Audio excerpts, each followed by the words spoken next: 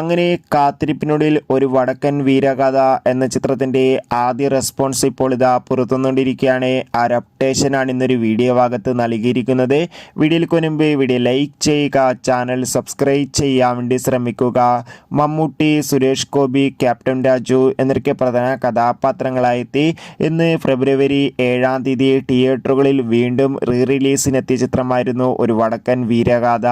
എല്ലാ സിനിമാ പ്രേമികളും ഒരേപോലെ ഒരു വടക്കൻ വീരഗാഥ എന്ന ചിത്രത്തിൻ്റെ റിലീസിനായി ഏറെ ആകാംക്ഷയോടെയായിരുന്നു കാത്തിരിക്കുന്നുണ്ടായിരുന്നത്. ഫൈനലി ചിത്രത്തിൻ്റെ ആദ്യ ഷോ ഇപ്പോൾ കേരളത്തിലെ വിവിധ തിയേറ്ററുകളിൽ അവസാനിക്കുമ്പോൾ ചിത്രത്തിന് ഹെവി പോസിറ്റീവ് റെസ്പോൺസ് തന്നെയാണ് പുറത്തുവന്നുകൊണ്ടിരിക്കുന്നത്.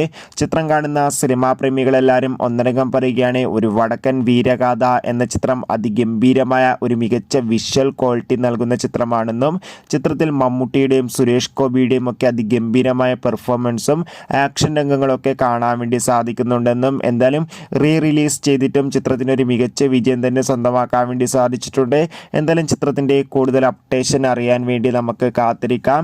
എത്ര പേരാണ് ഒരു വടക്കൻ വീരഗാഥ എന്ന ചിത്രത്തിൻ്റെ റിലീസിനെ കാത്തിരുന്ന് കമൻറ്റ് ചെയ്യുക. ചിത്രം കണ്ടവരുടെ അഭിപ്രായം കൂടി കമൻറ്റ് ചെയ്യുക. ബൈ.